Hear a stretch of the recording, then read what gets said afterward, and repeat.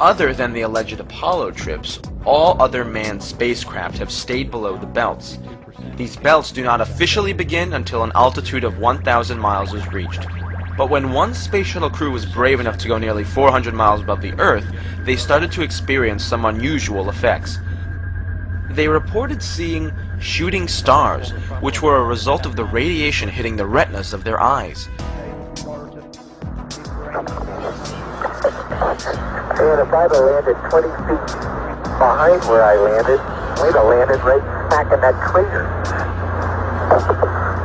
When interviewed, Alan Bean of Apollo 12 initially stated that he had not gone through the belts and did not observe any effects caused by them. Any ill effects from the Van Allen radiation belts? No. Now, I'm not sure we went far enough out to encounter the Van Allen radiation belt. Maybe we did. When it was pointed out that the flight pattern took him through the belts, he changed his story. The belts are 1,000 miles to 25,000 miles above the Earth. Then we went right out through them. No effects on your cells? We didn't even know it. I don't think anybody, well, maybe somebody said you went through the radiation belt, but we didn't feel it inside, and we didn't get any, added radiation. The space shuttle went to 365 miles a few years ago because I worked in news. I saw CNN. They said that the radiation belts surrounding Earth are more dangerous than previously believed because the astronauts saw shooting stars with their eyes closed just when they got within 600. Radiation belt. We saw shooting stars, but they're not shooting stars with your eyes closed, although they look like it. If you're out in space beyond the Van Allen belt, and probably within the Van Allen belt, and close your eyes and just pay attention. You don't notice it unless you pay attention.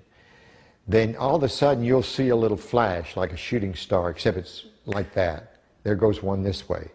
Then one just blossoms. And then not that fast. Maybe you wait 3 minutes or 2 minutes and one goes whoosh. And what's happening is cosmic rays are hitting the back of your eye and exciting those sensors in the back of your eye. So that's what you see. And they got high enough apparently to close it. My guess is in Earth orbit, if you closed your eyes and just paid attention, that you would see them. The first time they were seen was when they went to 365 miles. Yes. That's 650 miles below or away from the radiation. Yeah, see, it's below. My guess if they just did it tonight. But see, if you're just going to sleep or closing your eyes or it's dark, you don't notice them. But if you'll close your eyes and pay attention, which we had an experiment to do, by the way, then you see them whistling by. Not on our mission, by the way, they hadn't been discovered yet. I saw them one day on the moon. It wasn't dark, and it was kind of dark, and I saw this flash of light, and it looked like it was on the moon, but really it wasn't. It was a flash of light in my eye. Some scientists argue that the trip through the belts was so brief, that is only a few hours, that the radiation would not have had a negative effect on the astronauts. But the question remains, if these belts are not dangerous, why in the last 30 years has absolutely no country put even a monkey past these belts? The standard excuse is that no one has wanted to spend the money to do so. But to write off every advanced country in the world as too stingy and incompetent in over a third of a century to explore further than 400 miles from Earth really is a bit too much to fathom. It is more likely that we simply do not have the technology to go further at this time.